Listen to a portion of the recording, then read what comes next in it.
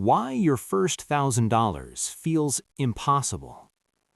You check your bank account on a Tuesday afternoon, and there's $247 sitting there. You got paid 4 days ago. You didn't buy anything crazy, just groceries, gas, that one dinner out because you were too tired to cook, and somehow your checking account went from feeling almost okay to feeling like you're walking a tightrope again. And you think to yourself, I just need to save $1,000, just $1,000, that's it. If I could just get to that number and keep it there, I'd feel like I could breathe. But here's the thing, and this is where it gets weird. $1,000 feels further away than $10,000 feels to someone who already has $5,000 saved. I know that sounds backwards. I know it doesn't make mathematical sense, but it's true. And my name is Ryan, and I spend way too much time thinking about money, financial psychology, and why some people seem to build savings almost accidentally, while others can't seem to get past zero no matter how hard they try. Because that first 1,000, it's not just about the money, it's about crossing this invisible threshold that separates you from a version of yourself you don't quite believe exists yet. It's about proving something. And the weight of that proof makes the whole thing feel impossible in a way that's hard to explain to someone who's never been there. What I want to talk about today is why that first $1,000 is genuinely, objectively harder than almost any other financial milestone you'll hit in your life. And no, that's not me being dramatic. There are real psychological forces, structural barriers, and hidden friction points that make this specific goal so brutally difficult. But more importantly, I want to show you why understanding these forces actually gives you a roadmap to finally breaking through. Because once you see what's really happening, the whole game changes. The math doesn't account for your reality. Let's start with the most obvious thing that nobody wants to say out loud. If you're trying to save your first $1,000, you probably don't have a lot of margin in your budget, like at all. And when personal finance experts tell you to just save $84 a month for a year, they're technically correct. That math works out to about $1,000. But they're living in a spreadsheet universe where unexpected expenses don't exist, where your car doesn't need new tires in month 3, where your hours at work don't get cut, where you don't get hit with a medical bill or have to help out a family member or replace your phone after you drop it in a parking lot. The people who already have money saved, they have what I call financial cushion. When something breaks, they pull from savings, fix it, and slowly replenish what they spent. It's annoying, sure, but it's manageable. When you're at zero and trying to build that first 1,000, every unexpected expense doesn't just slow you down, it resets you completely. You're not climbing a ladder, you're trying to climb a ladder that someone keeps shaking. I remember talking to someone a few years ago, let's call her Maya, who was trying so hard to save money. She'd saved about $300 over 2 months and she was so proud of it. Then her cat got sick. Not anything dramatic, just an infection that needed antibiotics and a vet visit. $280. And just like that, she was back to $20. She told me she cried in her car after leaving the vet because she felt like she was being punished for trying. That's the thing about being broke that people with money don't understand. It's not just that you don't have enough. It's that the universe seems to know exactly when you're making progress and decides to remind you of your place. The invisible tax on being poor. Here's something that makes this even harder. When you don't have money, everything costs more. You can't buy the big pack of toilet paper at Costco because you don't have a Costco membership, and you can't drop $30 on toilet paper at once, even though it would save you money over 3 months. So you buy the small pack at the corner store for $8, and you do that 4 times, and you spent $32 instead of $30. Plus, you wasted time making 4 trips. You can't pay your car insurance annually to get the discount, so you pay monthly and end up spending $150 more per year. You overdraft once because you miscalculated by 2 days and now you're down $35 for literally nothing. Your credit score is low because you've had to prioritize keeping the lights on over paying off that one collections account, so when you need to finance something, you get a worse interest rate. This is what people mean when they talk about how expensive it is to be poor.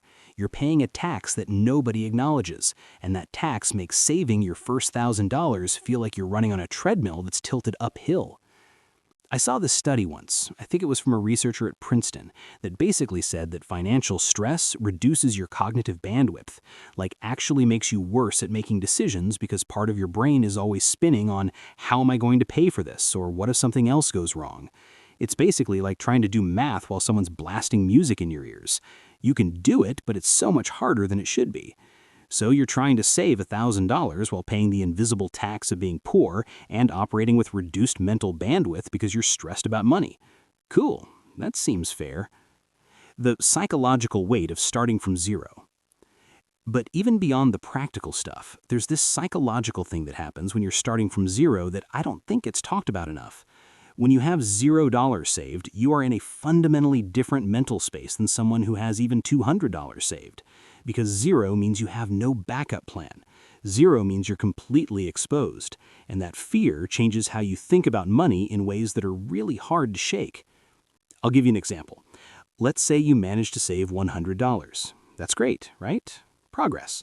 But now you're walking around knowing you have $100 saved, and suddenly every tiny thing feels like a threat to that $100. Your friend invites you to dinner, and instead of just enjoying the meal, you're calculating in your head whether you can afford it without dipping into your savings. You see your favorite snack on sale, and instead of grabbing it, you think, I should save this $3. And here's the brutal part. You probably should save that $3 because you're trying to build something from nothing and every dollar matters. But living like that is exhausting. It's this constant mental negotiation where you're denying yourself tiny things because you're trying to protect this fragile pile of money that barely exists yet. Compare that to someone who has $5,000 saved. If they spend $20 on dinner with a friend, they're not thinking about it in terms of their savings, they're just living their life. The money is there, doing its job in the background, and they don't have to think about every single decision through the lens of, is this threatening my financial security? When you're building that first $1,000, every decision feels weighted, and that weight is heavy. The identity shift that has to happen. Okay, here's where it gets kind of weird, but stay with me. To save your first $1,000, you have to become a different person.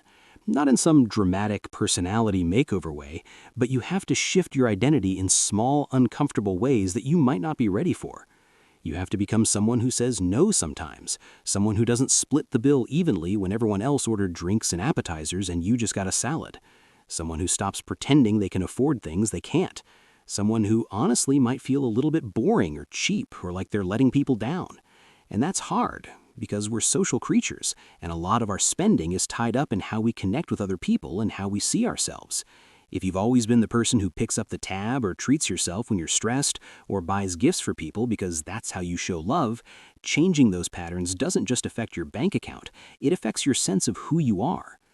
I think this is why so many people self-sabotage right when they're making progress. They'll save $400 and then they'll blow $200 on something impulsive and they'll feel terrible about it and they won't understand why they keep doing this to themselves. But it's because saving money requires you to sit in discomfort. It requires you to be the person who says, I can't afford that right now, instead of just putting it on a credit card and figuring it out later. And that version of you, the honest, disciplined, delayed gratification version, might feel like a stranger. The truth is, you can't save $1,000 while still being the exact same person with the exact same habits who couldn't save $1,000 before. Something has to change, and change is uncomfortable, even when it's good. The compounding problem of learned helplessness. There's this thing that happens when you've tried to save money before and failed. You start to believe that you're just bad with money, that it's not going to work for you, that other people can do it because they're more disciplined or smarter or just inherently better at this stuff. But you're fundamentally broken when it comes to money. Psychologists call this learned helplessness. It's when you've been stuck in a situation for so long that you stop believing you have any control over it, even when circumstances change and you actually do have options. And this is insidious because it becomes a self-fulfilling prophecy. If you believe you're bad with money, you're less likely to try. If you're less likely to try, you don't build the skills or habits that would actually help you get better, and then that confirms your belief that you're bad with money, round and round. I see this all the time with people who have genuinely traumatic relationships with money. Maybe they grew up in a household where money was always a source of stress and fighting. Maybe they've been in debt for so long they can't remember what it feels like to not owe someone. Maybe they've tried budgeting apps and savings challenges and all the advice and nothing stuck, and now they're just tired. Breaking out of learned helplessness is maybe the hardest part of all of this, because it's not just about making a plan or following steps, it's about rebuilding your belief that you're capable of change. And you can't logic your way into that belief. You have to prove it to yourself through small wins that slowly accumulate into something bigger. The momentum problem. Here's a weird paradox. Saving your first $1,000 is the hardest $1,000 you'll ever save, but it's also the most important. Because once you have it, everything changes.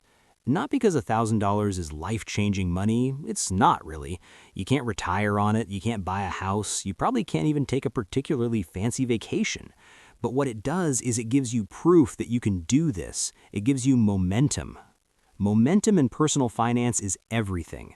When you see your savings account tick from $900 to $1,000, something clicks in your brain. You've crossed a threshold. You've done something you thought was impossible. And now you start to wonder, if I can save $1,000, can I save $2,000? Can I save $5,000? The second $1,000 is easier than the first, not just because you've built the habits, but because you have evidence now. You have proof that you're not broken, that you can stick to something, that you can make progress even when it's hard. But here's the cruel part. You can't access that momentum until you've already done the hard thing. You can't borrow it from future you have to prove it to yourself through small wins that slowly accumulate into something bigger. The lifestyle inflation you don't see coming. Let's talk about something that trips people up even when they're making progress: lifestyle inflation. You get a raise, let's say you're making $35,000 a year and you get bumped up to $38,000. That's an extra $3,000 a year, which is $250 a month. In theory, that $250 should be really easy to save, right?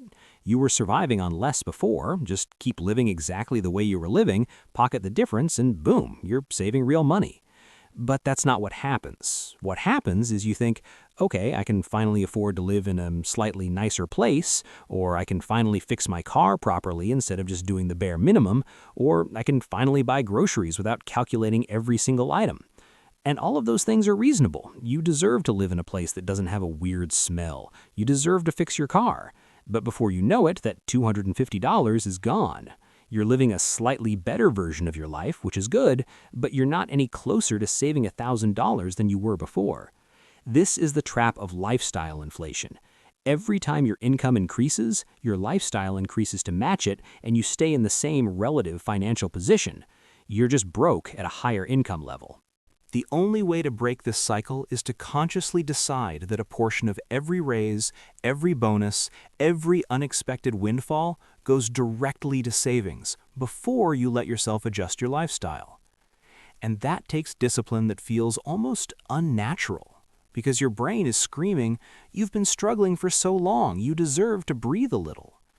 And you do deserve that. But if you want to build savings, you have to find a balance between living better and building something that lasts. The social pressure nobody talks about.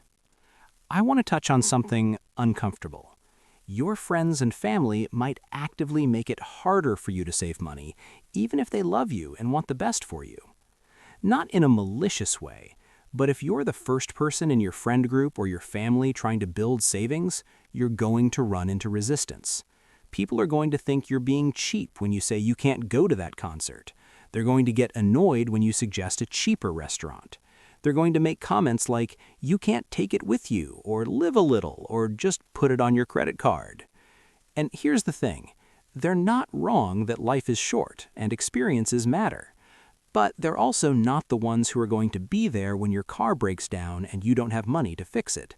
They're not going to pay your bills when you lose your job and have no emergency fund.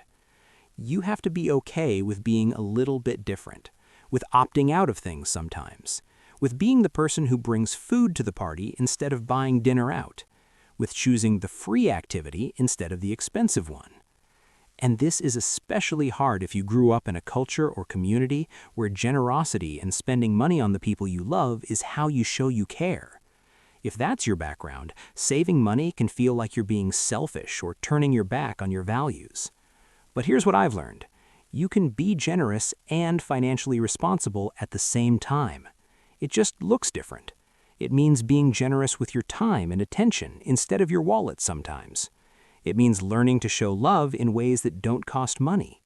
And it means having honest conversations with the people you care about instead of silently resenting them for making you feel bad about trying to build a better financial future. The specific, tactical things that actually work. Okay, let's get practical for a minute, because all of this psychological and structural stuff is real, but at some point you need actual tactics to make progress. Here's what actually works when you're trying to save your first $1,000. Automate it before you can think about it. If you wait until the end of the month to see what's left over to save, there will never be anything left over. The only way this works is if the money disappears from your checking account the day you get paid before you have a chance to spend it. Even if it's $20, even if it feels pointless, automate it.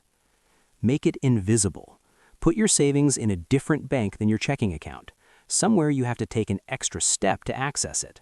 Not so hard that you can't get to it in an emergency, but hard enough that you won't dip into it to buy takeout on a Wednesday. Track every dollar for 1 month. I know this sounds tedious, and it is, but you cannot fix what you can't see. Spend 1 month writing down every single thing you spend money on.